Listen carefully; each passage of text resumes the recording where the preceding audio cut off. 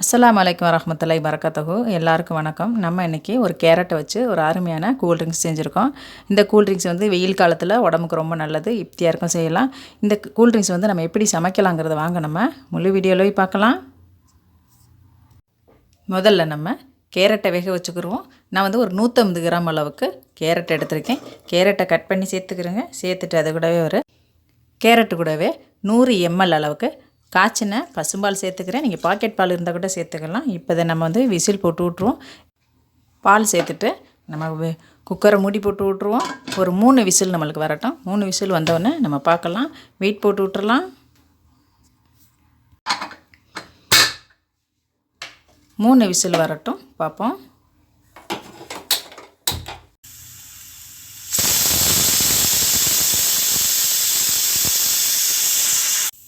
Whistle வந்தாச்சு. அடுப்பு of பண்ணி வச்சுருவோம். மொத்த கேஸும் வெளியாகட்டும். அதுக்கப்புறம் நம்ம திறந்து பார்க்கலாம். ப்ரெஷர் மொத்தம் ரிலீஸ் ஆயாச்சு. இப்போ நம்ம திறந்து பார்க்கலாம் நம்மளுக்கு எந்த அளவுக்கு வெந்திருக்குன்னு.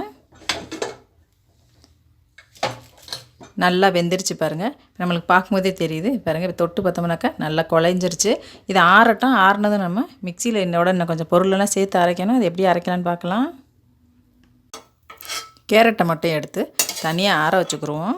சீக்கிரம் ஆறிடும். நம்மளுக்கு அரைச்சி குள்ளுன்னு பசங்க வெயிலேருந்து வரவங்களுக்கும் யுக்தியாக இருக்கும். ரொம்ப ஆரோக்கியமான ஒரு ட்ரிங்க்ஸ் இது. ரொம்ப அருமையாக இருக்கும். டேஸ்ட்டும் ரொம்ப நல்லாயிருக்கும். பசங்க கேரட் ஆறிடுச்சு. ஒரு மிக்ஸி ஜாரில் சேர்த்துக்கிடுவோம். அதே மாதிரி விதை எடுத்த பேரிச்சம்பழத்தை அது உள்ளே இருக்க விதையெல்லாம் எடுத்துட்டேன். ஒரு 3 பேரிச்சம்பழம் சேர்த்துக்கிறோம். ஒரு 5 முந்திரி பருப்பு சேர்த்துக்குவோம். ஒரு 20 பாதாமும் 2 ஏலக்காய். இதையும் நம்ம மிக்ஸி ஜார்லேயே சேர்த்துக்கிடுவோம். கேரட் சாப்பிட மாட்டேன்னு சொல்கிற பிள்ளைங்க கூட இந்த மாதிரி ஒரு கூல்ட்ரிங்க்ஸ் பசங்களுக்கு ஸ்கூல் விட்டு வரவங்களுக்கு பெரியவங்களும் சின்னவங்க வரையும் வெயிலுக்கு அரைச்சி குடித்தோம்னா உடம்புக்கு ரொம்ப நல்லது, கண்ணுக்கு நல்லது. நாட்டு சக்கரை வந்து நான் ஒரு 50 கிராம் அளவுக்கு சேர்த்துருக்கேன். நீங்கள் இனிப்பு பார்த்துட்டு கம்மி ஜாஸ்தி சேர்த்துக்கிறோங்க. இப்போ நம்ம இதை அரைச்சிக்கலாம். இதை அரைக்கும் போது நம்ம வேக வச்ச பாலையே கொஞ்சம் ஊற்றி நம்ம அரைச்சிக்கிடுவோம்.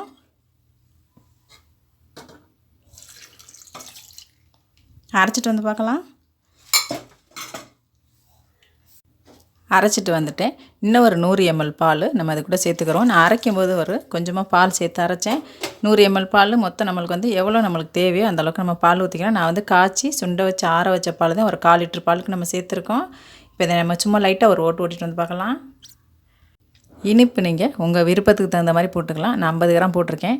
பத்தலைன்னா நீங்கள் இன்னும் கொஞ்சம் கூட போட்டுக்கலாம். நீங்கள் நாட்டு சக்கரை இல்லைன்னா வெறும் வெள்ளை சக்கரை கூட சேர்த்து நீங்கள் செய்யலாம்.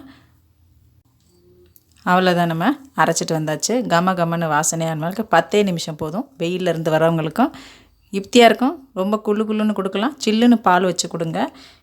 மேலே வந்து நம்ம பாதாம் பிஸ்தா எது வேணாலும் நம்ம போட்டு பிள்ளைங்களுக்கு கொடுக்கலாம். கண்டிப்பாக நீங்களும் யுக்தியாக இருக்கோ வெயிலுக்கோ சமைச்சு பார்த்துட்டு அம்மாவுக்கு லைக் பண்ணுங்கள், கமெண்ட் பண்ணுங்கள், சப்ஸ்கிரைப் பண்ணுங்கள்.